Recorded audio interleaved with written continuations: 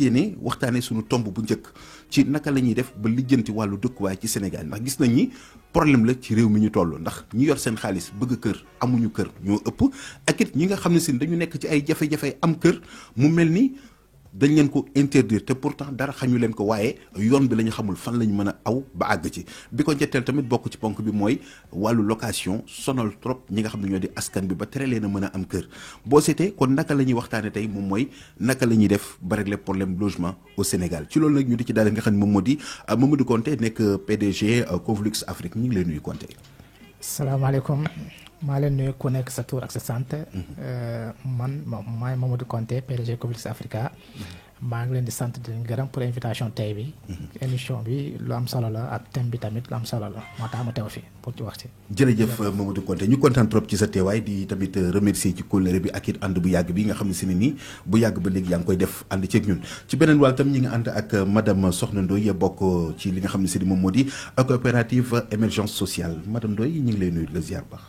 maa ngi lay fay Kader di am contentement ci invitation bi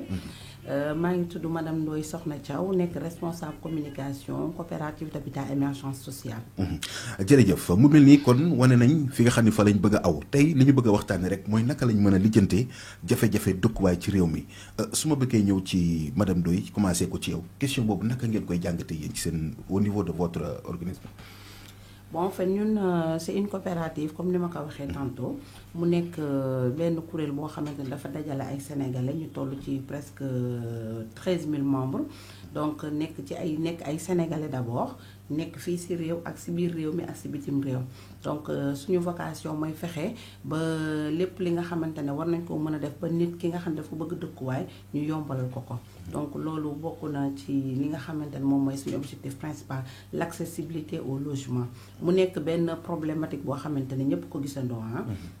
pour am dëkkuwaay fii dafa metti donc il faut que peut-être nga am benn poste bu dëgër wala nga am benn bànqaas yoo xam ne fa ngay jaar mu nekk lu méttee métti donc ñun ñu ñëw substitué wu ci askan wi jàppale leen teg leen ci ay orientation yi nga xam ne dina leen permettre tey jii bu ñu bëggee logement surtout li ñu naan logement social am du jafe lool. voilà du jafe mu mel ni ubbi nga waxtaan bi dinañ ñëw léegi ci ponk boobu gën ko mën a yaatal Mamadou Konté naka nga koy jàngatee ndax mel na ni pour ñi nga xam ne dañuy bëgg a tabax toujours ci ñu mel ni yéen la ñuy njëkkee waaye est-ce que entretien bi dina yomb ak naka ngeen leen di conseiller ba ñu mën a réaliser ni ay projet de rêve. ok en fait comme li nga wax affaire dëkkuwaay moom dafa métti Sénégal fii nii ñun bu ñu xoolee nga xam ne affaire bi pour am fi kër yombul terrain yi dañoo cher yeneen kër tamit pour seen loyer dafa cher lépp dafa métti te ku nekk dafa bëgg am këram moo tax ñun tamit ñu ubbi suñu benn programme pour jéem a jàppale nit ñi jàppale sénégalais yi ku nekk mën a am kër boppam te loolu tamit xam nga comme Sénégal fi mu mel salaire yi dégërul noonu nit balaa muy économiser ba am yenn kii ba am yenn somme yi pour di tabax këram dafay métti donc moo tax ñu yembalal ñëpp ku ñëw si ñun dañ lay d'abord xelal wax la naka nga mën a jaaree mën nañ la defaral plan yi defal la conception bi après tamit defal la benn facilité de paiement boo xamante ne da ngay fay te doo ci sonn genre mën nañ jël kër gi tabaxal la ko yaa ngi yore sa terrain tabaxal la ko ba pare après yow tuuti ngay fay par fin du mois ba nga épuiser sa kii day mel ni comme genre espèce location vente day mel ni espèce location vente mu mel ni loolu la Sénégalais yi soxla waaye ci lu ko jiitu tamit gisoon nañ ministre de l'urbanisme du cadre de vie de l'habitat ak yu mel noonu amoon lu mu tegoon muy projet 100 000 logements pour bu ñu bëggee njëkkee ci projet 100 000 logements bi yéen madame Ndoye naka ngeen ko gisee ndax réussite la wala projet la boo xam ne si ni projet politique lañ ko mën a jàppee. voilà pour le moment moom je pense que bu ñu defee évaluation programme 100 000 logements ñun ñëpp gis nañ ne nekkul lu yomb. voilà donc nekkul lu bon bu ñu defee évaluation générale gis nañ ni pour l'instant concrètement amuñu lu ñu mën a teg suñu loxo ne lii ci programme 100 000 logements la jógee. donc pour xëy na nag bon. c'est un large programme boo xamante ni loo xamante ni peut-être bu ñu defee en tout cas bu ñu defee évaluation en mi-parcours mënaguñ koo téye suñuy loxo mais lenn daal xam naa ko mooy ay kuréel wala ay bànqaas yu mel ni suñu genre gi mooy coopérative d'habitat émergence sociale ñun tooguñu di xaar parce que programme 100 000 logements 2019 lañ ko lancé mais plan comment dirais-je loi d'orientation sur l'habitat social nga xam ne lancé nañ ko depuis 2014 plus précisément la loi numéro 2014-03 du 22 janvier 2014 nga xamante ni muy wax sur la baisse des loyers au Sénégal, mais aussi il y a une loi d'orientation nga xam ne c'est la loi numéro 2016-31 du 8 novembre 2016 portant sur la loi d'orientation sur l'habitat social. Pour résumer, hein, donc il y avait une loi depuis 2016, loi 2016 boobu moom moo leen tënk tamit. Voilà, moom moo ñu tënk. Donc mu nekk benn loi boo xam ne depuis 2016 dañ ko lancé pour booster vraiment li ñu naan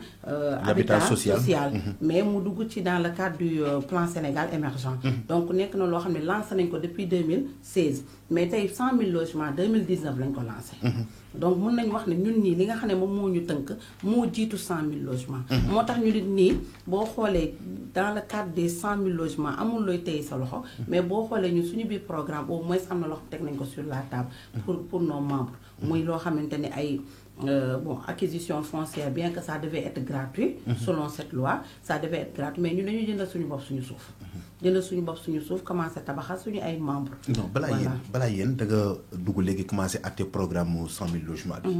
selon loi bi nga xam ne si moom moo leen tëkk mu nekk 2021 631. mais ni daf leen a permettre yéen ngeen mën a nekk ay promoteurs immobiliers. mais est-ce que am ngeen cette li nga xam ne si moom moo di agrégation bu leen mën a permettre ngeen mën koo doon. bien sûr am nañu suñu agrément depuis 2017. Depuis 2017 la ñu am suñu agrément. Donc je pense que mu nekk loo xamante ni permettre nañu actuellement ñu mën a dérouler suñu programme suñu agrément ñu ngi ko am par arrêté ministériel numéro 11037 du 27 juin 2017. Voilà donc si la ñu créé coopérative d'habitat émergence sociale. 2017 ba actuellement on est à 2021 je pense que mën nañ def benn évaluation boo xam ne ça permettra à ñi nga xam ne ñoom ñoo ñuy déglu plus particulièrement à nos membres ñu xam depuis boobu ba léegi lan ak lan la ñu réaliser. Voilà. programme d'éligibilité wu li nga xam ne si moom moo di 100 000 logements yi mel na ni da ngeen koo xaw a desee gëm wala dañoo exclure yenn sénégalais war ni leen bokkoo leen ci. non ñàkkuñu ko gëm en fait carrière ñàkkuñu ko gëm le problème en est que mooy ñun li ñu soxla ñun askan wi li ñu soxla. ci en termes de demande sociale concernant l'habitat par rapport ak programme 100 000 logements ni muy doxee moo yéex trop dafa yéex parce que fu mu ne nii dëkkuwaay cher na cher boo xamante ni la vie est tellement chère nga nit ñi fu ne dañu soxla fu ñu dëkk et c'est une demande sociale loo xamante ni c'est urgent mun naa ko wax donc tey bu ñu naree toog di xaar ñi nga xam ne ñoo war a doxal 100 000 logements bon je veux dire waa ministère chargé de ce programme ñoom ni ñuy voilà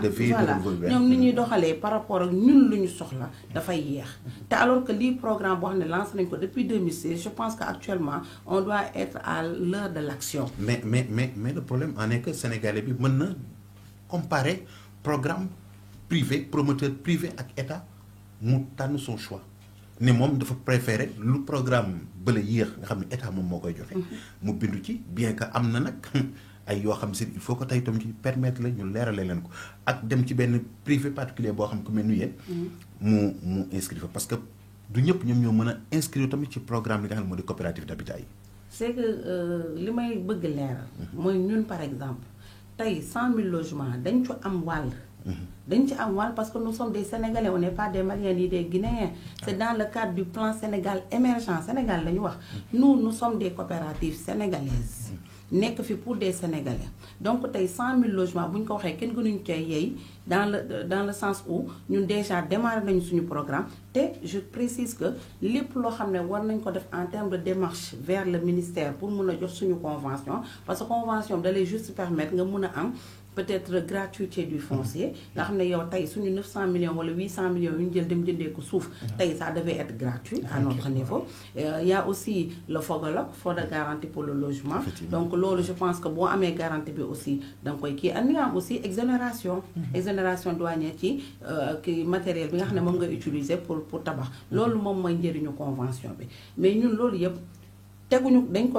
ko tegandi parce que démarche yi ñu war a def pour war koo mën a am yëpp def nañ ko donc c'est du côté du ministère ñoom ñoo ci des ñooñu nag mënoo wañ seen loxo li nga mën mooy buñ la wooyee réunion nga ñëw réunion buñ la ne indi tel papier nga indi tel document buñ la waxee defal nangam ak sàngam nga nekk si léegi nag ñoom ñoo war a def jox seen rôle néanmoins ñun tey mënuñu créer suñu coopérative depuis 2017. niveau du ministère nga wax ban ministère moom mooy seen interlocuteur direct ci dossier bi bien sûr. voilà ministère faut du que mu leer logement tuuti quand même. voilà moom la en fait ñoom la bien sûr xam nañ ko parce que ñoom la président teg seen loxo programme ba pour ñu doxal ko. donc ñun bu ñuy liggéey si pour dans le cadre de ce programme ñoom la ñuy liggéeyal directement. voilà donc je disais tantôt que vraiment côté boobu ñun on a bouclé toutes les démarches administratives yu ñu waroon def. ci ñoom la des. jot nañu ay autorités ñu toogal des promesses à n'en plus finir donc ñun aussi mënuñu toog di basé wu solo alors que suñuy membres ñun suñuy ginnaaw duñu xaar di jël seen ay cotisation di dugal bu dara doonu woon dara parce que je me rappelle Kader en 2019 mais njëkkoo leen fee nekk coopérative d'habitat boo xam ne si aussi woon na Sénégalais yi ci kaa leen mu wute leen kër mais au finish après liñ ciy gis du leen neex. non bii du suñu boss parce que xam nga lu tax suñu boss bi mu am benn particularité mooy je rappelle que on est des victimes on a été victime de promoteurs privés yaa ngi dégg donc c'est des victimes yoo xam ne moom la dajale Scat Afrique Namora Agir Imo surtout Agir Imo nga xam ne am nañ décision sax am nañ décision de justice ba pare te teewul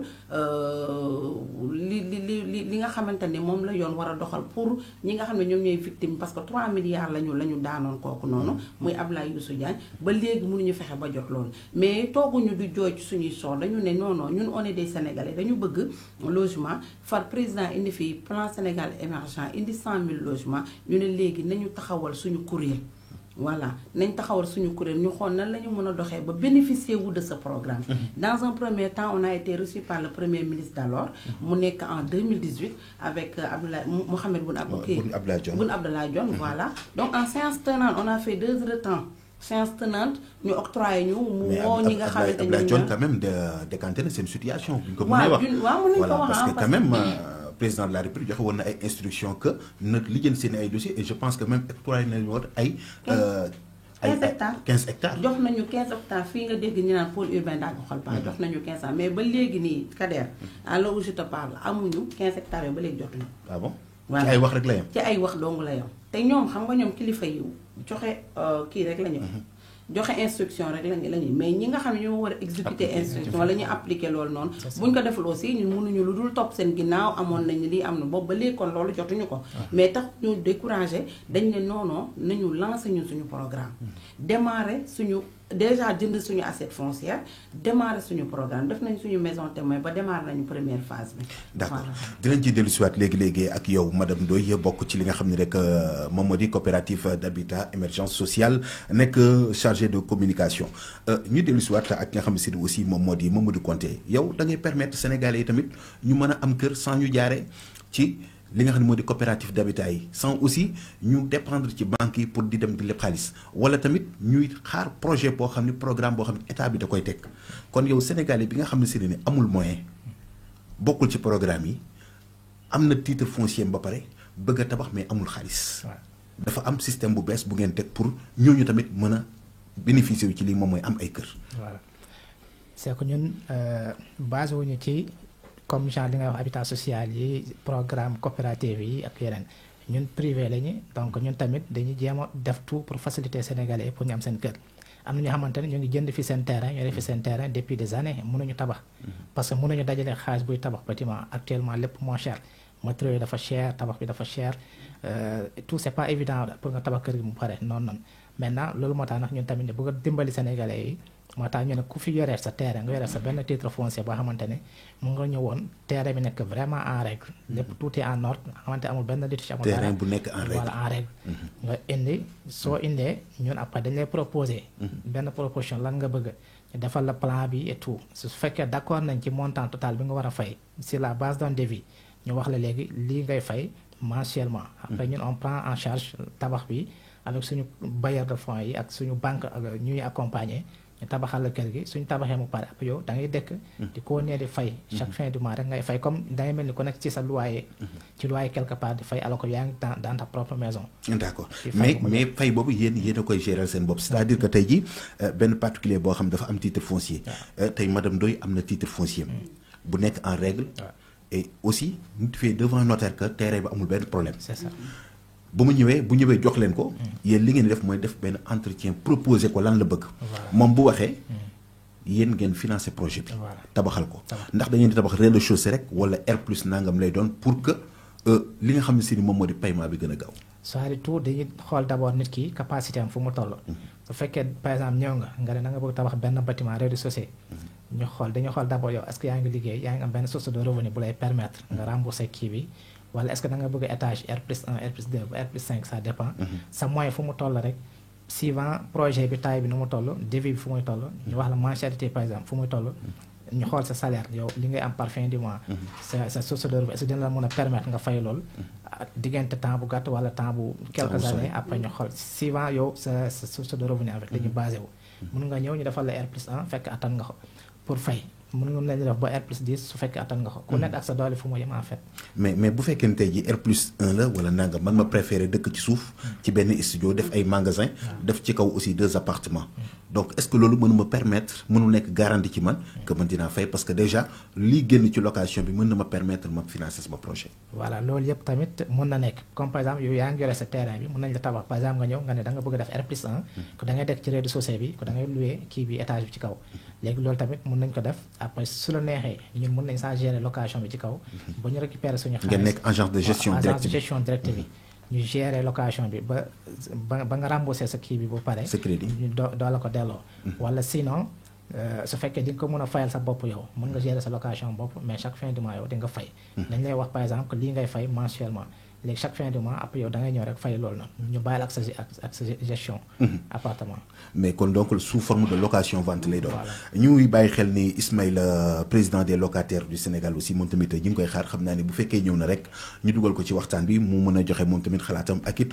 solution yi nga xam ne seen dina ko proposer pour que ñu mën a génn ci jafe-jafe yi nga xam ne seen ni locataires yi ak Sénégal yi de manière générale ñu ngi koy dund jëm ci wàllu rek bëgg dëkkuwaay fi nga toll léegi dafa am solo moo tax damay bëgg mu leer ci auditeurs ak téléspectateurs yi nga xam ne ñoom ñoo ñuy topp ñu leen di wax ni seen émission tabax ngeen di topp désormais muy am fii nii ci seen rajo Univers FM 98.0 ndax day lu ci bari ci télé lañ ko daan si waaye bi yoon dañ ci bëgg tamit jokkoo ak yéen ci kanam tuuti incha allah dinañ leen permettre ngeen mën a dugg joxe li nga xam ne seen moo di seen xalaat ci numéro bi nga xam ne dañu ko jox dañuy bàyyi ba Ismaïla Sall génn ñu doog a dugal li nga xam ne moo di suñu ay auditeurs tey ñi nga xam ne si ni am nañ moyen am nañ kër ñi ngi ak seen titre foncier ba pare nga nii da nga leen di proposer tabaxal leen c'est-à-dire que ñoom du ñu génnee dërëm foofu moom la affaire bi intéressant mais est-ce que amul benn danger bu ci nekk boo xam ne si mën na tax ñu ragal wala ñu moytu wala loo xam tey ji bu ñu demee ba mëntuñoo fay kër gi ñu ñàkk ko. bon loolu yëpp dafay am daal suñuy toog ba waxtaan ci waxtaan bi dina am ñu gën leen ci leeral yëpp yoo xamante ne day am yenn garantie parce que il faut ñu am garantie mu leer ñu ko nit ki yow di nga mën a fay soo mënul fay di nga am au moins benn affaire boo xamante ne terrain wala kii bi boo xamante ne da nga ko def en garantie comme ça yow soo fayul. ñun mën nañu am nuñ koy kiiwee pour récupérer suñu xaalis en fait. d'accord noo xam ne di ngeen ko mën a def mu mel ni bu Sall ñëwee rek ñu ànd ak moom tamit daal di koy jël ci téléphone bi mu mën ñu permettre moom tamit mu joxe xalaatam incha allah xam naa ne bu ñëwee nga dugal ko directement fi nga toll dañ lay bàyyi nga gën a leeral donc contrat bi bu ngeen koy def moment bi ngeen koy signé dañuy permettre nit ki mu xam dëgg-dëgg ci lan lay engagé wu ndax ci Sénégal jot ngeen fi taxawal lu mel noonu ñoo xam ne si ne ni bokk nañ ci programme boobu dugg nañ ci projet bi te gis nañ ci seen bopp. waaw comme ni nga ko gisee rek yow xam nga ma bu yàgg nekkul tey nga ma soog a xam. dëgg la jaar nga ci samay chantier yu bari. yoo xamante ne même système boobu lañ doon def ak client yooyu noonu. am ñoo xamante ne defal nañ leen ay immeuble ay R+3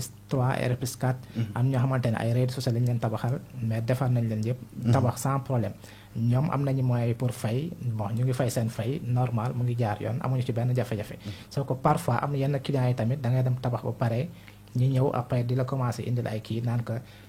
weer bii de sama kii dafa tardé ñëw wala sama kii daa tardé kii affaire sénégalais xaalis wala affaire sénégalais yooyu noonu. à part ça nag bon ju ci gën a bëri la majorité daal bon amuñu ak ñoom benn souci pour le moment. mi ngi dox quoi amul benn apport boo xam ne nit ki dina ko joxe pour participer ci projet bi. pour que gën a gaawal liggéey bi quoi. cela veut dire que loolu tamit lépp ci waxtaan bi la. ba nit ki su ñëwee dañuy waxtaan ak yow xool su fekkee par exemple defal la devis bi yëpp ba mu pare. ñu ne léegi est-ce que mën nga joxe benn apport de 30% ci montant total bi wala 25% loo ci mën a apporter léegi soo apporter apport boobu lu ci des nag après moom la ñuy diviser ñu ne la par exemple da nga koy fay sur 1 an 2 ans 3 ans ça dépend ci montant bi fu mu toll.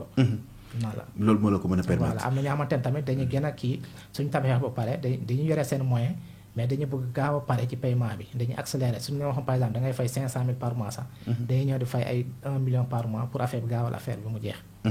d'accord kon daal ñi nga xam ne si ñoom tamit yor nañ seen ay titres fonciers waaye mënuñoo dugg ci programme bi wala mënuñoo bokk fenn dañu bëgg demal seen bopp mel na ni ñoom tamit am na loo xam ni teg nañ ko pour ñoom mu mel ni dañuy xool ci téléphone bi allo salaamaaleykum allo. allo oui président. oui. Sall ñu ngi lay nuyu baax a baax. maa ngi leen di fay Kader. jërëjëf ñu ngi lay dalal ci sa rajo Univers FM ci sa émission tabax. jërëjëf di wax ni rek tey dañu indi waxtaan boo xam dafa jëm ci naka la ñuy def ba génnee Sénégalais ci jafe-jafe dëkkuwaay bi nga xam ne ci lañ nekk rawatina locataires yi nga xam ne ñoom ñoo am jafe-jafe yu méttee métti jëm ci naka la ñuy def ba am kër yoo xam ni dañ koy dëkkee te du métti ñuy xaar tamit sa xalaat ci loolu incha allah. dëgg la waaw jërëjëf Kader dégg-dégg bi nag des na xam naa ne dégguma bu baax a baax li ma wax yépp waaw waaye li am solo daal mooy turu émission bi moom tabax wuyu na turam ndax fi mu nekk nii moom locataire boo gis rek bopp ba la ca nekk ak xel ma la ca nekk yépp mooy tabax këru boppam ñu toll nag ci contexte boo xam ne ñi nga xam ne ñu ngi dund ci mbiru location sonn nañ ba puccoo na yépp waaw léegi nag état mu ngi jéem di def ay effort waaye du loo xam ne ba léegi sentir nañ ko réellement sur le terrain muy locataires yi ndax boo xoolee muy logements sociaux yi muy décision yi jël yëpp ci wàllu loi pour dimbale askan wi la waaye askan wi ci seen bopp yëgaguñ ko réellement kon nag njaw daal dese na xam ne buñ fekkee ne mën nañoo wax loolu muy logements sociaux yi disponible accessible la ñu wax alors disponible na est-ce que accessible na ci ñi nga xam ne seen loxo jotul ci seen ginnaaw te ñoom la loi di bëgg a gën a rey loolu question la beneen bi itam tey spéculation bi am ci wàllu njaayum kër njëndum suuf da ngay jëndee le prix du mètre carré parce que loolu yëpp réglementé nañ ko ba pare mais tey da ngay jëndee mètre carré 20 000 wala 25 000 jaayee ko 100 000 wala 300 000 wala 1 million tey boo demee ci code bi li ñu lay wax le prix au mètre carré tey bu fekkente ne da nga dem fu mel ne Dakar wala biir Almadies la muy jar ci code bi dafa romb multiplier wu par 4 wala par 5 li nga xam ne moom la ñuy pratiquer léegi nag loolu yëpp day dugg ci mbiru tabax et tabax nag tey ku ko wax ciment bu cher wax fer bu cher wax lépp luy jëm ci béton lépp a cher booleeg nag ay taxes yoo xam ne état mu ngi koy teg ñi nga xam ne ñooy borom kër yi kon itam il faut mu tëddee njaaxaanaay bu fekkente ne locataires yi dañoo néew doole ñu nar leen a jàppale nañu jàppale itam borom kër yi ba tabax xaw a yomb ci ñoom pour que bu ñuy mën a louer ci ñu louer ko prix yu raisonnable noonu ko gisee mu mel ni foofu tamit am na laaj yu bëree bëri yi fa nekk mooy yéen association bi nga xam ne yéen a taxawal ñi nga xam ne ñoom ñooy locataires yi yéen jéego ngeen def yu concret yu ñu mën a teg loxo ni kat depuis ngeen fi nekk ak léegi yéen a ngi fexe teggi jafe-jafe yi nga xam ni moom la locataires yi di dund. waaw jéego yi bëri na ndax am na yoo xam ne sax daanaka doo ko mën a lim waaye intervention fii may waxee ak yow 5 minutes avant nga may woo rek. président wu association des accidentés de travail. nga xam ne ñoom it dañuy nekk ci liggéey ba yàlla def ñu am accident nekk ci ay jafe-jafe léegi la ma woo matul 5 minutes. ANPAV. donc am na ñun assistance le conseil orientation. ñu bëri ñu ngi naan bon sentiruñ ñu sur le terrain mais mënuñ ñu sentir sur le terrain parce que du loo xam ne da nga koy def di wër di wax. ndax dafa ànd ak sutura nag ndax tey Kader boo amoon problème ñu war laa génne sa kër pour des défauts de paiement. du ñu dem ci rajo yi naan Kader dafa am problème sàngam dañoo ko dimbale pour mu mën a toogaat ci këram dañ koy def ci sutura. te tey boo xoolee chaque jour dinañ am ay appels yu tolloog lu mu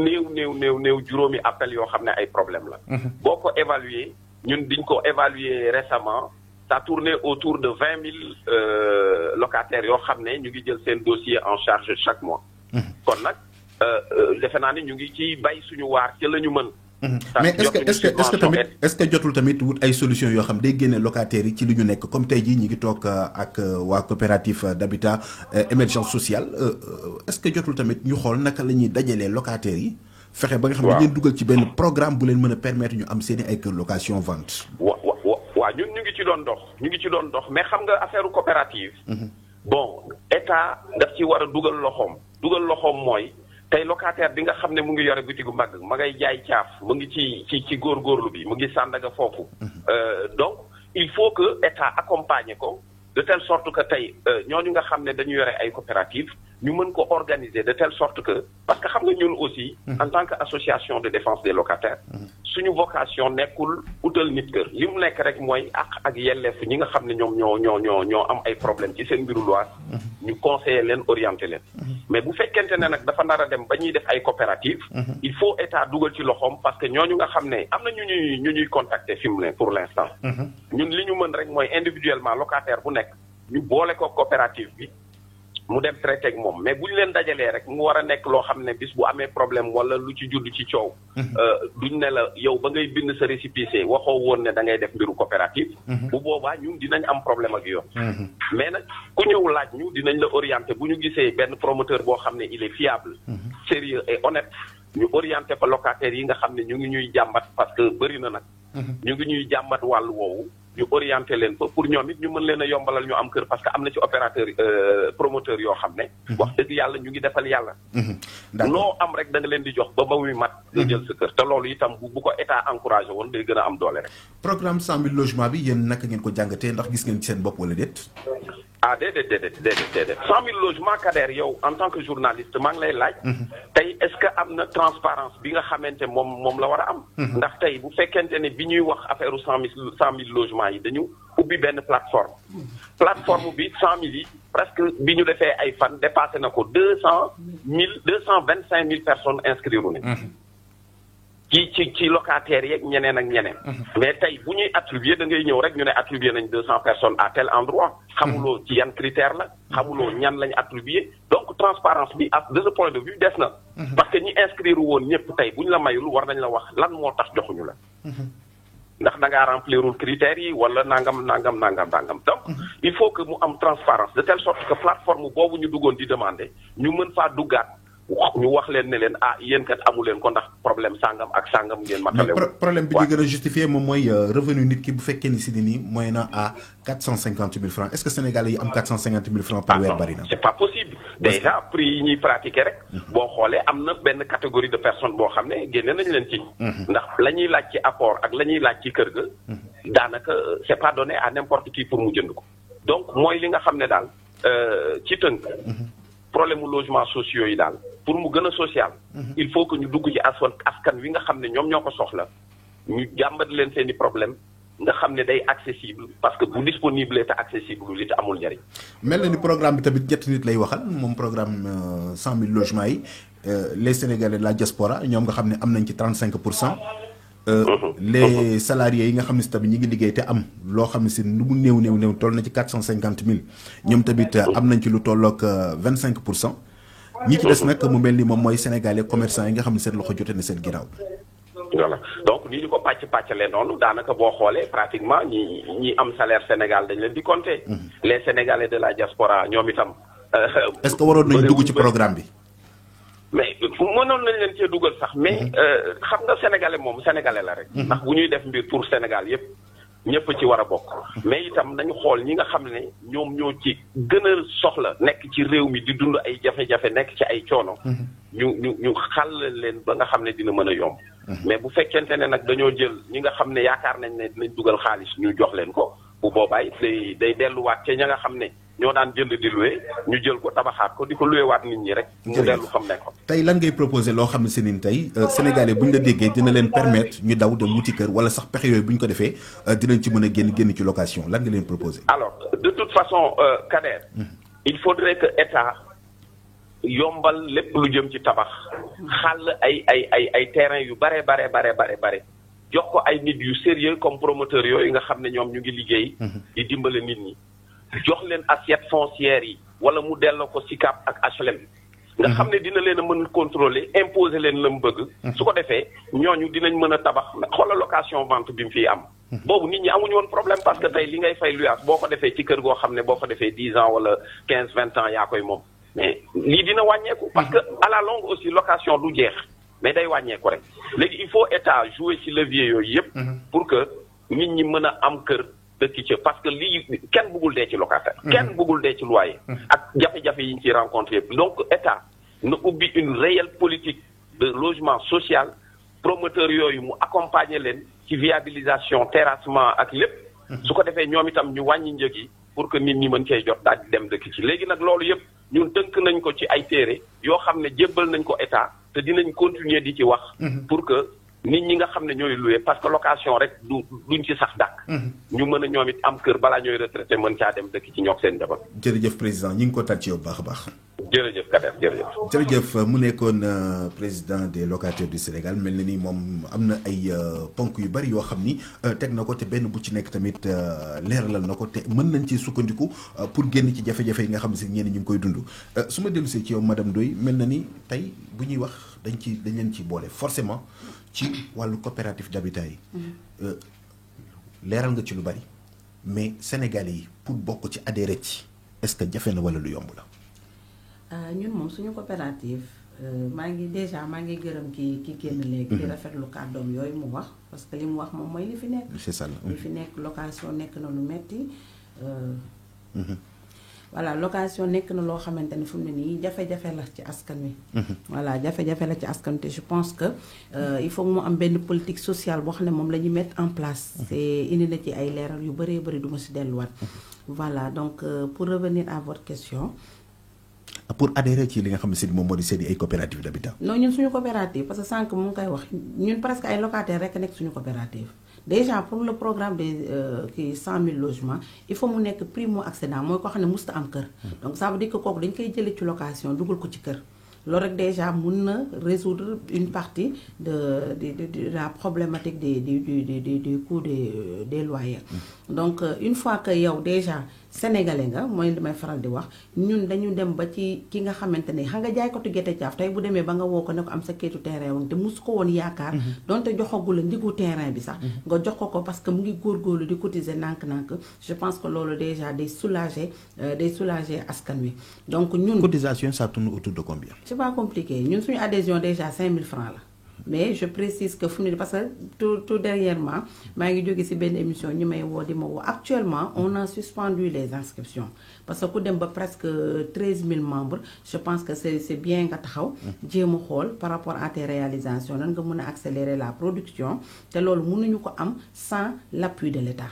donc looloo gën a tax ñun ñu suspendre les inscriptions bien que nous allons reprendre parce que c'est un programme boo xamante ne képp koo xamante ne tu es Sénégal et tu aspires à un toit y a pas de souci mun nañ la accompagner 5 000 francs nga inscrire sa carte d'identité nationale amul lu metti ñun boo nekkee kuréel sax mu wóor la ñu am nga kii nga ñëw gis ñu ne ñu carrément dama bëgg sama ay membres ngeen enrôler leen ci biir programme ñu dañuy déplacer wu yóbbu ñu benn équipe ñëw ba foofu à nos frais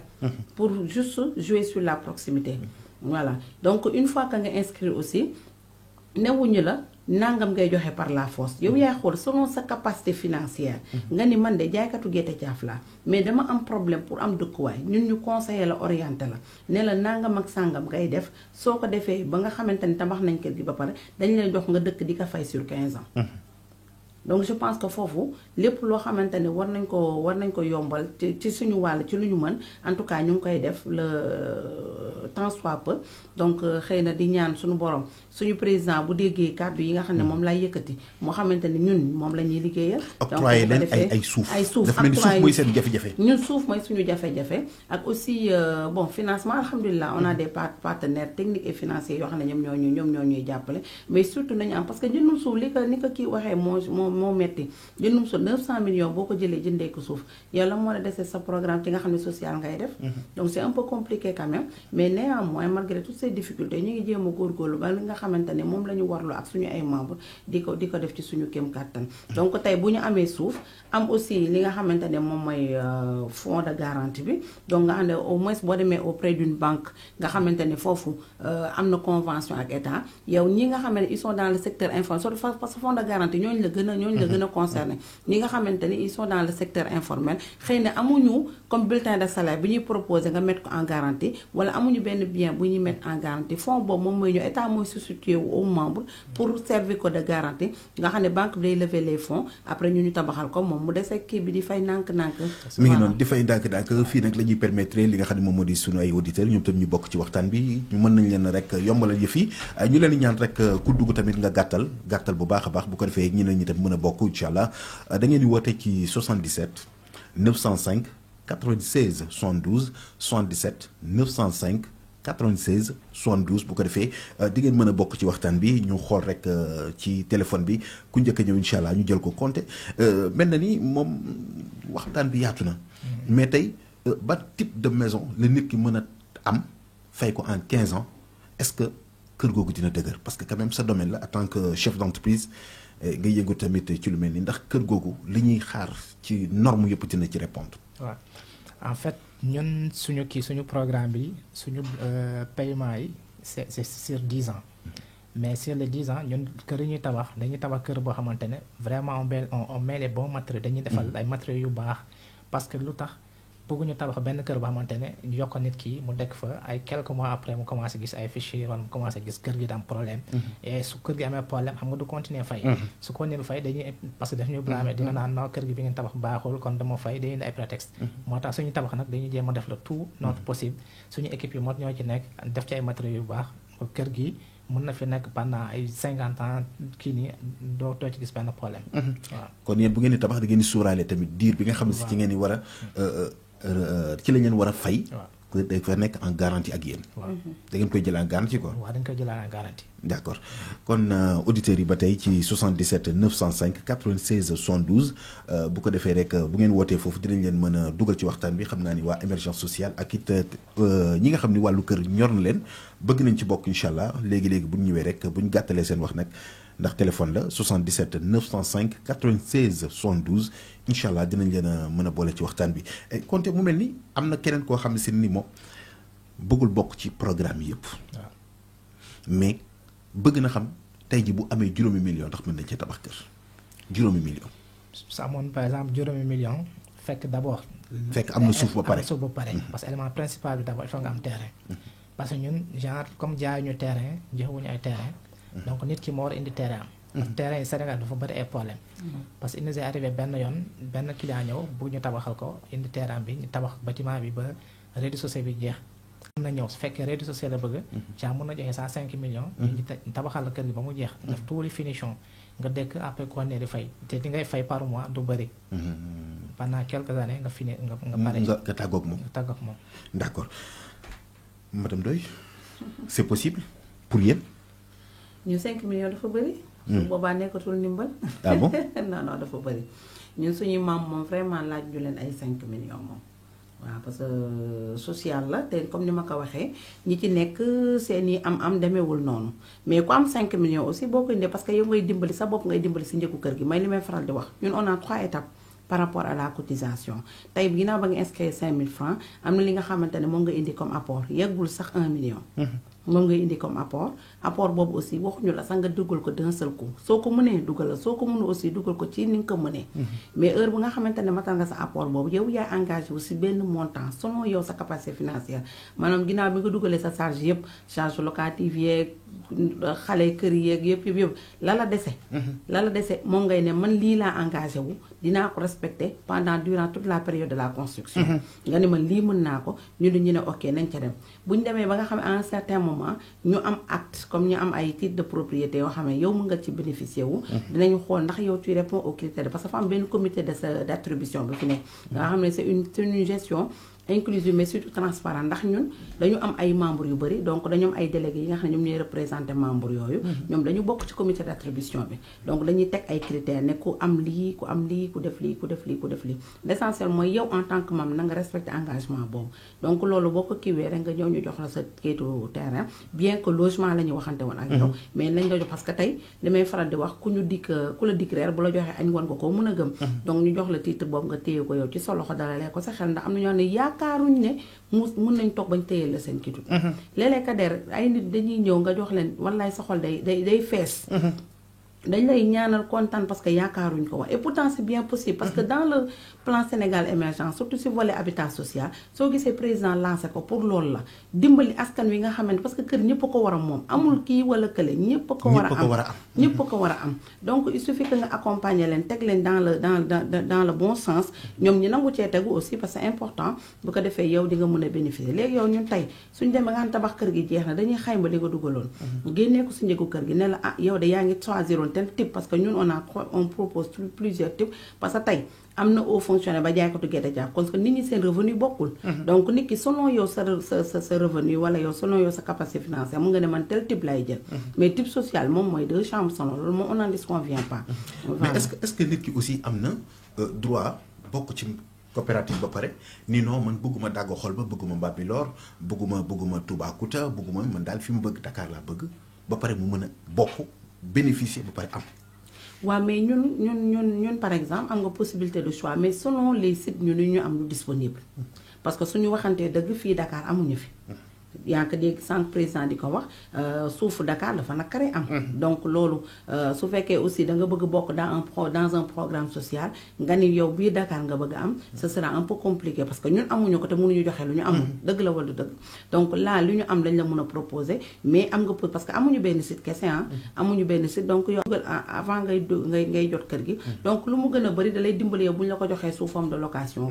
après dañuy jël coût logement ñi imputé ko yow li nga dugal sa cotisation yooyu. après des ñu la am dëkk ko nga fay ko sur 10 ans wala 15 ans. su ma la déggee étape par étape ngeen di dem. étape par étape. ak ñi nga xam ne ñooy seen ay membres. première étape bi mooy su fekkee ni cotisé na ba tollu fenn fi. ngeen mën koo jox d'abord. kayitu terrain mu téye.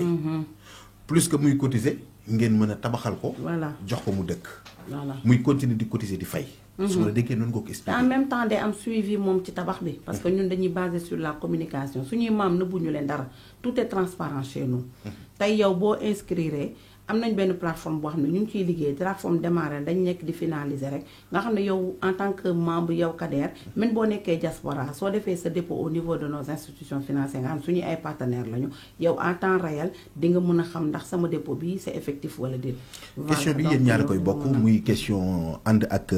des bureaux d'études agréés yoo xam ne si ni ñoom dinañ am sañ-sañu ñëw di contrôler seen ay tabax di seet ndax est-ce que wóor na. bu boobaa ndax bu ñu accès du ñu am benn jafe-jafe boo xam ne mën nañ ko faa fekk fàttali auditeurs yi tamit ni mën nañ bokk ba tey ci téléphone bi mel na ni ubbil nañ leen ko ci 77 905 96 72 77 905 96 72 bu fekkee da ngeen ñoo dab yeneen ci seen émission tabax ñu nekk di leen ko présenter fii ci Univers FM 98.0 tey Mamadou bu ñu bëggee wax ci côté garantie am ma koy junj léegi mais est-ce que am na say borom kër gi am na sañ-sañu yow nga ti ko tabaxal mu jox la ay kayitam waaye ci beneen côté moom mu dem seeti un contremaître boo xam ne si ni ingénieur la pour que moom mu représenter ko est-ce que c'est possible. loolu c'est bien possible ñun jox nañu suñu clients yi liberté boobu comme suñu la tabaxal am nga plein suivi. salaamaaleykum. salaamaaleykum. maaleykum salaam. waaw ku baax ñu ngi lay nuyu soxna si. man la Adja Samb. Adja Samb ñu ngi lay nuyu bu baax. maa ngi yéen a ngi si jàmm bu baax ñu ngi sant yàlla bu baax alhamdulilah. alhamdulilah da nga bëggoon participer ci émission bi. waaw dama bëggoon participer ci émission bi. waaw ñoo ngi rafetlu seen émission yi bu baax. merci beaucoup. waaw di nuyu képp ku fa toog. leen wax ne leen ñun dañoo bokk ci délégué coopérative d'habitat siège. di wax ne kooku toog noonu di madame Ndoye Soxna Thiaw. lépp lu mu leen wax rek dëgg la. ndaxte bu fekkee ne président dafa bëgg ñëpp am kër. il faut mu jàppale coopérative yi.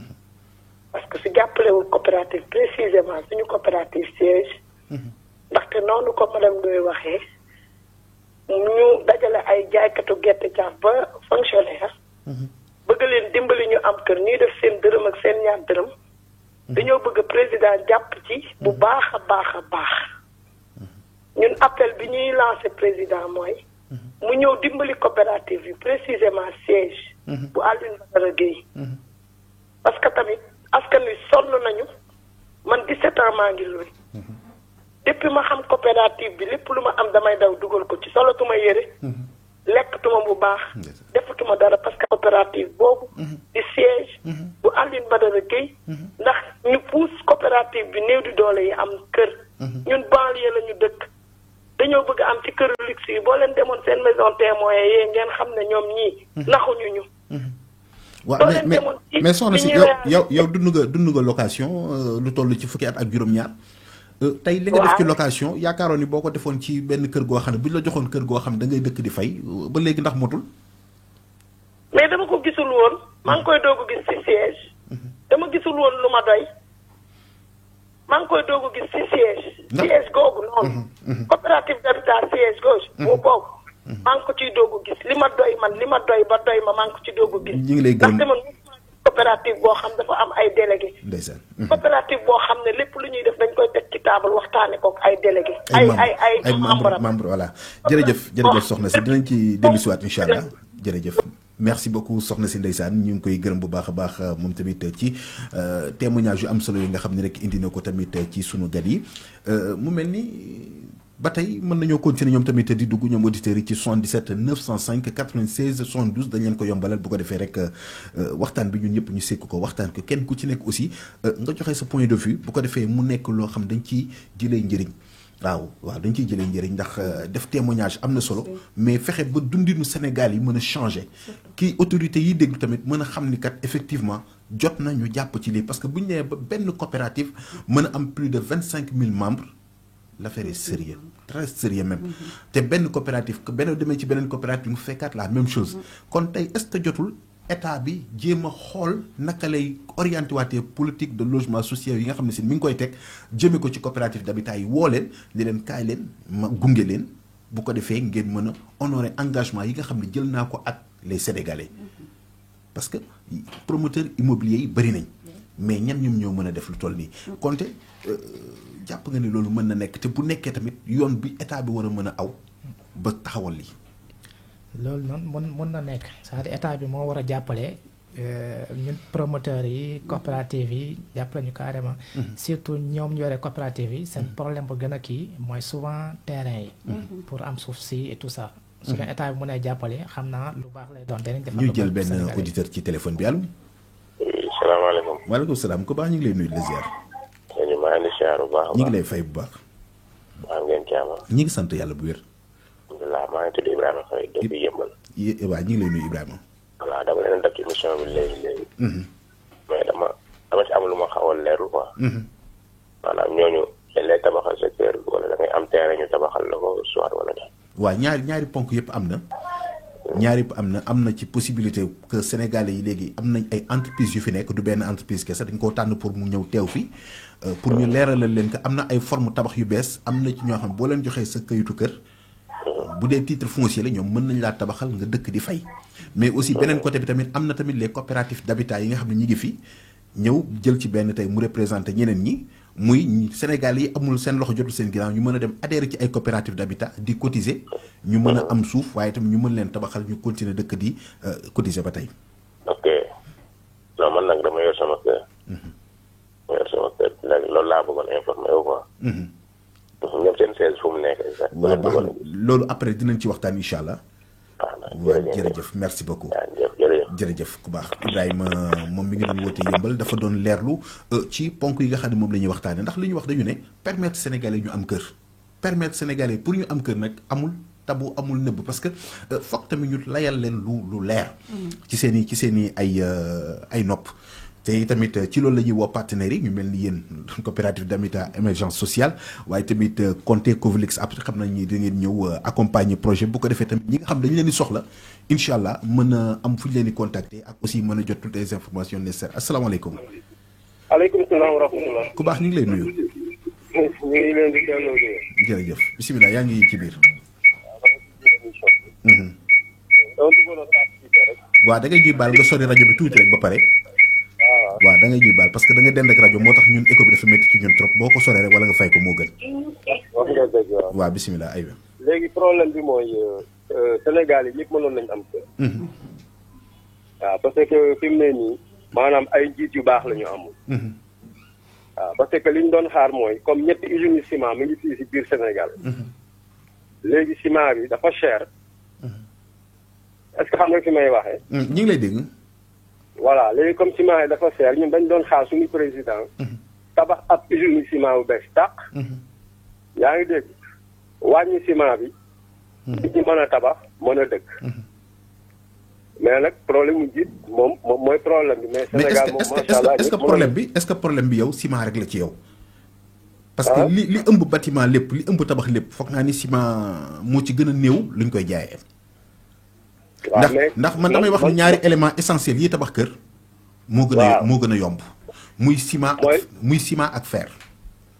ciment ak fer. mooy ñaari élément essentiel Konté yi tabax kër. waaw. mais waaw voilà pour leeralal la tuuti rek avant ngay sori. waaw xam nga man ouvrier la maçon la. waaw maçon la xam naa li dem ci bâtiment xam naa fer ciment ak béton yi di siy dem. waaw mais Sénégal fi mu ne nii da ngay xool ciment bi fi mu toll man def naa Gambie mais si Gambie moo gën a ndomb. yan pexe nga lal pour am kër fii ci Sénégal Dakar rawatina. pour am kër. waaw mais pour am kër xam nga état yi moom war a élargir àll bi. parce que man lépp état laa koy ji. parce que bu fekkoon dafa élargir àll bi tegu ko ay terrain comme ni Ablaye Wade defoon. xam nga jigéen ñi fii gis nga jaxaay ni mu mel léegi. da fekkoon léegi nag beneen état moom moo ñëw def lu raw li Ablaye Wade def. dagg kër yi si àll bi jox ko nit ñu dëkkee. kon situation bi dina wàññeeku. waaw parce que am na loo xam ne doolay état la mais population bi da ngay gis baax nit ñi tabax na. ba am ñu dëkk sax ñëw di ko toj loolu dafa métti. d'accord loolu question boobu nga soulevé dinañ ci ñëw xam naa ni moom mooy les différents titres yi nga xam ne si ne am na ci wàllu suuf. ak it naka la ci njuuj njaaj ji amee xam naa ne bu ngeen ñu toppee incha allah dina am numéro boo xam dinañ ko jagleel wàllu jënd ak njaay bi li nga xam ne moom moo di suuf incha allah ñu ngi lay gërëm bu baax a baax ku baax di xaar keneen. ba tey ci 77 905 96 72 77 905 96 72 gërëm nañ la bu baax a baax. Konté yaa ngi tolloon fu am solo mu mel ni am na ci ñoo xam ne si ni mën nañu am kër su fekkee ni état bi yaatal na leen jox leen loxo accompagner leen. waaw kañ madame Kane. madame Kane voilà. waaw madame Kane awa ñu bokk ci coopérative. bokk ci coopérative bu Thiès boobu. bu Alioune Badara Guèye suñu coordinateur. waa te ñu ngi jaajëfal bu baax nag di leen jaajëfal ci émission bi di jaajëfal madame Ndo suñu chargé de communication. di leen wax ne ñun daal li ñuy ñaan. mooy yàlla nañ chef de l'état dégg. yàlla nañu dégg ba jàppale ñu ñun néew yi doole yi bëgg nañu kër bëgg nañu fu ñu dëkk lu yaas bi sonal nañu. yàlla nañu dégg nag ndax suñu président bii mooy suñu coordinateur bii. jàppale nañu bëgg li jàppale néew di doole waaye nag lu kenn mën ñaar ko dàq te état mooy jàppale. sonn na lool coopérative bi am na transparence am na clarté man de lii sax daaw ma ci dugg yu mel nii coopérative daaw ma ci dugg. waaye soo gisee ma dugg ci bii. bis ba ma ko njëkkee gis dégg ko mu wax. la mu wax daf maa doy te ba nag mi changé gut. kon kuy jàppale ku baax rek wala ku dëggu. na nga jàppale monsieur Guèye nii. à travers au-delà du président de la République ñu ngi woo bonne volonté yëpp nag. ñu jàpp ci dugal ci seen loxo ci coopérative bii. kooku jàppale nga néew di doole ji jàppale nga suñu borom. maa ngi leen di gërëm di leen sant di nuyu madame Ndoye moom di ko sant bu baax di ko jaajëfal ak mboolem ku mbokkal plateau bi. jërëjëf Mamadou Konté ak madame Ndoye tey ñoom ñooy suñuy gan Mamadou Konté nekk PDG Covolux Afrique madame Ndoye moom tamit bokk nekk responsable communication coopérative d'habitat émergence sociale. auditeurs yi ñoom yoon boobu lañ leen ubbil dama bëgg ñu boole leen ci comme ñun ñoo leen woo ni leen ñu participer kon donc joxe ñu seen i xalaat nag soxla nañ ko ci. ni ñu koy waxee seen i xalaat. lan la ñuy ragal lan lañ bëgg lan la ñuy moytu lan la ñu mën a def ba lijjanti li nga xam ne moo di jafe-jafe bi Sénégal yi am ci wàllu dëkkuwaay. ay proposition la ñuy xaar. proposition mooy ndax coopérative d'habitat yi ñoom ñooy solution bi wala jéem a def leneen comme innovation yi nga xam ne si ni waa Covolux Afrique proposé nañ ko mooy léegi inciter les entrepreneurs à ce que ñu changer méthode de travail mooy léegi au lieu ngay toog di xaar toujours client bi ñëw vers yow. yow nga dem léegi vers ñi nga xam ne si ni ñoom ñoo di sa ay clients ay potentiels clients ñi nga xam ne am nañ suuf am nañ kër nekk nañ ci ay positions yu baax mais malheureusement amuñu ay moyens wala sax banques yi nanguñu liggéey ak ñoom am ay entreprises yoo xam dañu taxaw pour accompagner leen nekk seen agence de gestion mais aussi nekk tamit agence entreprise de construction. donc moo tax innovation la pour que ma leeral ko toujours pour mbokk yi nga xam ne ñu ngi topp que am na ci ñu fi taxaw tey nag ki ñu ci jël muy Mamadou Konté nekk DG Covolux Afrique bokk tamit ci ñi initier projet bi indi ko te boobaak léegi macha allah mi ngi ciy liggéey kon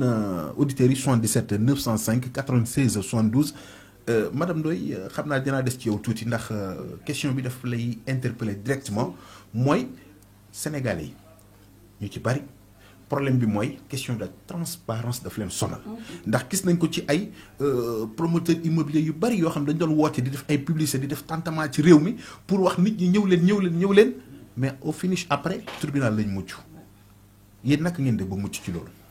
waaw sant yàlla bu baax parce que mooy comme li ma waxoon nit ku ne dangay xool sa démb fa nga jógee te ñun fi ñu jógee dama yaakaar ni xëy na li may faral di wax sama ay maam on n'a pas droit à l'erreur ndax mënuñu nekk ay milliers de sénégalais mu amoon benn programme bu ñu fi lancé mooy le programme Agir Immo bu Abdoulaye Youssou Diagne ñu dugg foofu daal di fay bàyyi fa suñu xaalis mu arnaqué ñu ba ñu dem ba am décision de justice. te mu ba léegi mujjul fenn je pense que ñun bu ñu tourné wee ne ñun du ñu nekk foofu am na programme bu bees bi nga xam ne moom le président de la république génne mooy le programme de la politique sur l'habitat social donc ñu ñëw taxaw suñu coopérative je pense que am na lu bëri loo xamante ni loolu mun nañoo tënk li ñu gën a tax nag ba ñu mucc ci te incha allah dañ ciy mucc mooy lépp lu ñuy dara gis nga sànq li ma doon wax maa ngi ni wax ni lépp lu ñuy def on le fait dans la transparence et on communique beaucoup avec nos membres tey suñu délégué yi il représente des milliers et des milliers de membres donc délégués yooyu ils sont ci yeneen ci ay gox yu bëri lañ nekk Guédiawaye yi nekk Pikine yi nekk Dakar yi nekk Yëmbal ñi nekk Kër Massar donc surtout dans la banlieue ñu nekk ñoo xamante ni seen taxawaay rafet na loolu ma leen di nuyu au passage ki nga xam ne moom mooy Adja Pharmacie nga xam ne moom moo dugg ak Soxna Awa Niang ak ñeneen ñi nga xam ne xëy na bëgg nañu dugg sax mais dañ leen di juste remercier mais en tout cas Kader li ma bëggoon sax parce que yaa ngi génne benn question bu am solo nga d'habitude nit ñi bu ñu leen wax logements sociaux dañuy xaw a ragal dañuy réticent par rapport à la qualité te ñun qualité bokkul na ci suñu principe de base yi la preuve en est que yaa ngi doon laaj ndax ñu ngi liggéey ak ay bureau d'études effectivement Alpage yow war nga ko xam Alpage ñu ngi liggéey ak ñoom te je vous disais tantôt que aussi ñu ngi liggéey ak waa ministère notamment avec Bazo mu nekk bureau d'assistance aux collectivités pour l'habitat social nga xam ne mu ngi basé wu ci ministère du logement rattaché wu ci direction de la promotion de l'habitat social donc ñooñu chaque fois bu ñuy liggéey ñun en interne am na suñu équipe technique c'est vrai que dañuy jël benn promoteur boo xam ne moom moo ñu tabaxal mais ñun suñu bi ay membres ñoo xam ñoom ñoo porté wu volontaire duñu leen fay dara ñoom ñoo porté wu volontaire pour ñëw di superviser les travaux c'est des ingénieurs c'est des techniciens du bâtiment ñoom ñooy ñëw di superviser en collaboration ak waa Bozo bi ma la wax ak Alpage nga xamante ne suñu ay plan ñoom ñoo koy valider donc juste pour vous dire que ñun la qualité moom je pense que mooy suñu du ngeen ci badine benn yoon quoi non du tout la preuve sànq rek benn délégué wax na ko boo demee aussi bien suñu maison témoin que suñu phase parce que d'habitude promoteur dañ lay xaw a nax dañ lay ñëw lañ lay wan ci maison témoin buñ demee ci exécution mu nekk diamétralement le contraire ñun nag c'est le contraire ñun li ñu la woon ci maison témoin on a essayé d'améliorer surtout la qualité ak le confort ba nga xamante ne yow ba nga ñëwee ci phase pilote bi da ngay am lu kawe sa njort. cette maison témoin ban genre de type la. On a deux types. Pour l'instant, on a juste construit deux types. Le type F3, moi, 2 chambres salon. Maison témoin F3, bi, 2 chambres salon. Amul won douche intérieure. Amul douche publique. Légui benen type bi moy type F4, 3 chambres salon. Bobu mom amna ñaari douche. Mais bañ démé ci phase pleine nga xamné sans logement la, ci biir type F3 bobu amna douche intérieure. Ba paré surface bâti bi mo ëpp. Par rapport ak bi ñu njëkkoon am parce que surface yi c'est 150 mètres carrés mais surface bâti bi kooku c'est autre chose c'est autre chose parce que ñun moom la ñuy dëkkee waaw juste bee ñu njëkkoon nekk muy moom booy fi ñu nekk en fait ci notre commune de Notto Diobass on c'est des surfaces de 225 mètres carrés donc loolu dañuy fexe ba surface bâti bi au moins dina xaw a rëy nga xam ne nit ñi dañuy nekk dans des chambres spacieuses et tout et plan bi aussi c'est vraiment parce que Alpage moom duñu valider n'importe quel plan donc je pense que côté boobu moom amuñu problème boobu d'accord xam naa ni bu ñu amaatee benn wala ñaari auditeur rek dina mën a motal jotaay bi ñu woote rek ci 77 905 96 72 foofu la jëni xaar 77 905 96 72 Konté mel na ni tamit Sénégalais dañuy bëgg a gëstu ci innovation bi nga xam ne si ni moom la ñuy wax ndax amul loo xam ne si ni mën nañ ko cee xaar comme jafe-jafe boo xam ne si tey mën nañoo ñëw diggante tabax bi dëkk bi fayeeku bi ñu mujj ci yoon. bon comme ni ma la ko waxee au départ rek. Sénégalais yi bon am na ñoo xamante ne ñun bu ñu commencé suñu kii bu léegi daan nga jaar ci suñu chantier. di gis lu ñu tabax lu ñu def lépp qualité la léegi nag tamit nit ñi am na ñoo xamante dañuy ñëw conclure ak yow benn contrat ba pare. nga dem tabax dem ba presque pare kër gi jeex mu commencé di ñëw di la indi la yeneen wax naan ko dama am problème bi que dañ maa dakk liggéey bi wala dañ maa ampli ab problème bi ku nekk souligner la problème am bon après à la fin doo xam loo kii après parfois day mujjee xaw a jaxasoo parfois nag ñu woole ñu toog waxtaan ba juboo ñu continuer des fois tamit juboo bi du yomb ba mujj feneen ak feneen mais loolu yëpp ça mën naa ñàkk quoi mënul ñàkk mën na ñàkk ndax tey mën neen Sénégalais bu jóg mën na dugg ci loolu entrepreneur yi chef d'entreprise yu ndaw yi ndax ñoom tam mën nañ def lu mel nii fii kay ku fi jóg rek mu soo ci vraiment soo ci kii mën nga ci dugg mën nga ci dugg def ko pour jàppale Sénégalais yi ñu xool benn auditeur ñu dellu si waat salaamaaleykum waaleykum salaam. waaw Adja ñu ngi lay nuyu waaw man la madame Fall. madame Fall ñu ngi lay nuyu waaw maa ngi woote Guédiawaye. waaw di rafetlu émission bi. jërëjëf madame Fall leen wax ne leen daal solution bi daal pour man. mooy ngeen jàppale coopérative yi. waaw boobu léegi ñoo ngi leen di déglu. mais il faut ngeen jàppale coopérative yi comme coopérative boobu ndaw soo su toog foofu. ñu koy wax defe naa. madame Ndoye madame Ndoye waaw. waaw parce que li mu wax quand même tamit neex naa dégg. waaw il faut ngeen wax président ne ko bu bëggee réew mi. kenn ku nekk dugg ci sa kër. il faut mu jàppale coopérative yi. jox leen suuf ba pare accompagner leen président direct nag laa wax waxuma intermédiaire. parce que en général intermédiaire yi ñooy kale yëf yi. sinon ñoo ngi rafetlu loolu émission bi. di gërëm ñëpp ñu toog foofu di remercier ndaw soosu. waaw di ko wax ne ko macha allah défendre na loolu li mu expliqué. waaw man la madame Fall Guédiawaye. jërëjëf madame Fall merci beaucoup kontaan nañ ci yow baax a baax merci ndeysaan madame Fall moom tamit ñëw na indi contribution bu am solo ci waxtaan bi mooy bu fekkee ni si ni bëgg nañ génn ci jafe-jafe yi wàllu dëkkuwaay faw njiitu réew mi jël ci ay mesures accompagner li nga xam ne moo di coopérative d'habitat yi mais ci biir coopérative d'habitat yi am na ci ñooñ tur rek la ñu yor. mais en fait boo demee sur le terrain dafa fekk loo xam ne si ni lu concret luñ la mën a wan ndeysaan mu mel tamit li ñuy wax naan ñu bon ñi ñoo yàqal ñu baax yi tey ji am na ñoo xam ne boo leen bëggee dugal ci coopérative d'habitat xaru leen ko gënal parce que vivre nañ ci ay expérience yoo xam ne si mi ngi noonu sànq yaa ngi tudd Agir Imo ak yenn yi mu mel ni ba tey coow loolu jeexagu fi ndax bi ñuy gis Agir Imo gisoon nañ temps de président Abdoulaye Wade nekk seen wet accompagner leen ñu def tournée daanaka international mais en fait fa mu mujj neexul Sénégalais yi tey dëkkuwaay nekk jafe-jafe Konté yéen ñi nga xam ne yéenay tabax est-ce que jotul ngeen daje jéem a xool projet yoo xam ne bu ngeen ko tegee di ngeen teggil nit ñi façon tabaxin yu diis yi ndax am na ñoo xam ne bëgguñu luxe bu extraordinaire li ñu bëgg juste mooy fuñ dëkk villa moyenne F3 boo xam ne si ne ni juste avec man dama bëgg ñu incité ci 5 millions nit mën na cee am kër parce que man dama koy wax man bokk naa ci métier bi te man gëm naa ni juróomi millions yu taxaw te nit am terrain ba pare nit ki mën na ci am kër gu baax man tey ku ma ko jox ma tabaxal la kër gu baax personnellement de li ma wax nii. tey dama leen di jël témoin aussi bu boobaa ba début ba fin 3 semaines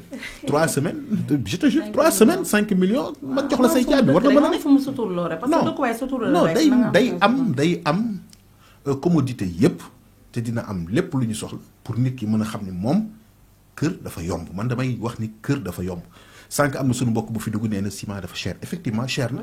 mais boo xoolee tey ji 20 tonnes xejul ci 150 mètres carrés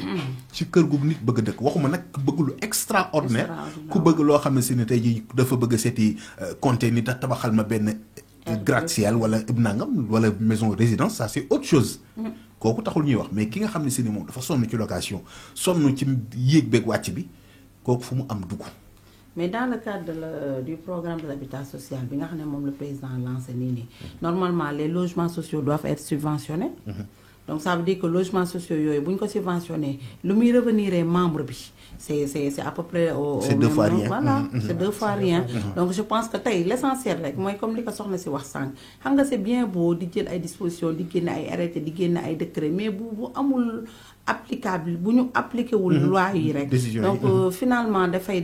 mel ni day anéantir lépp daal donc l'essentiel mooy programme bu ñu fi teg rek nañ ko suivre à la lettre fexe ba ñi nga xamante ne ñoom ñoo war a intervenir pour loolu mu mën a nekk lu effectif ñu jouer seen seen rôle. donc buñ ko joué rek li nga wax ni mun na nekk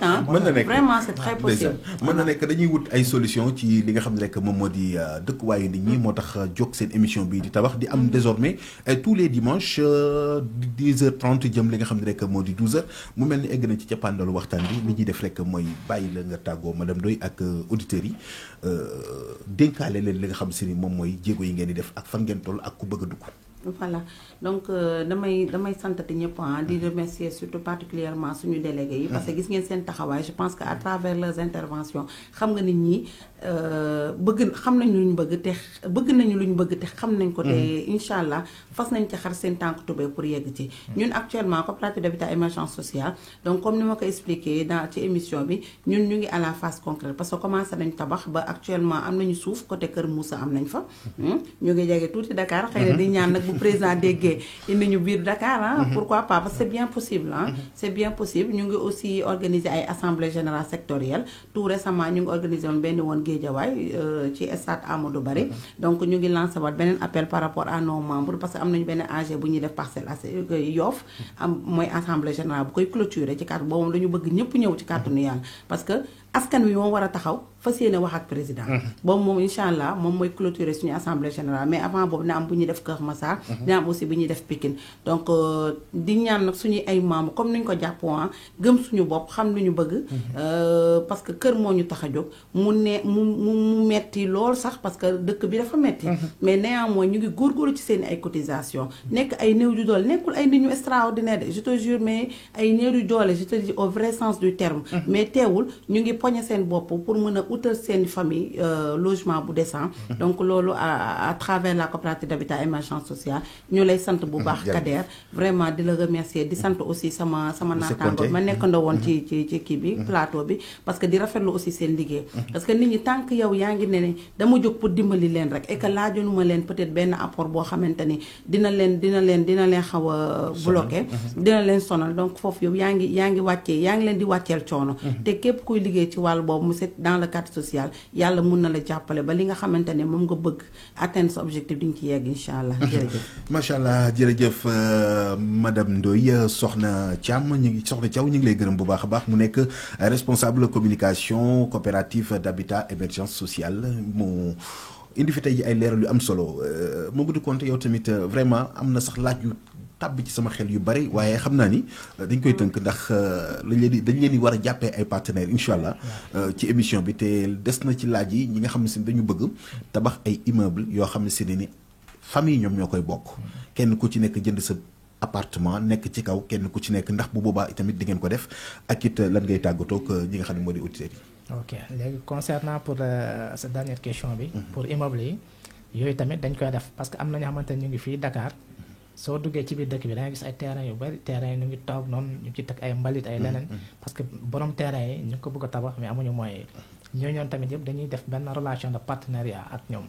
comme genre nga yore sa terrain bi fi ci biir dëkk bi nii ñu ñëw xool terrain bi ñu xam ne fii mën nañ fi def benn immeuble par exemple R+10 fekk terrain bi yow yaa ko moom wala sa famille moo ko moom yokk say frais tout ngeen xool yéen ñaata ngeen par exemple ku nekk par exemple soxla ci benn appartement ñun dañuy ñëw par exemple au lieu ñu tabax comme soo la nekkee 5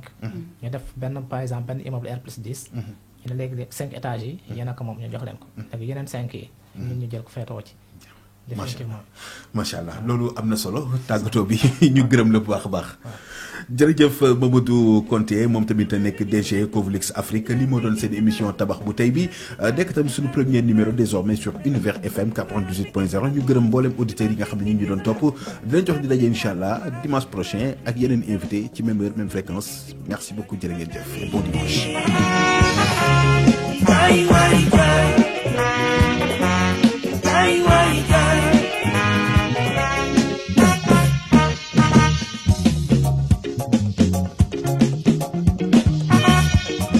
Get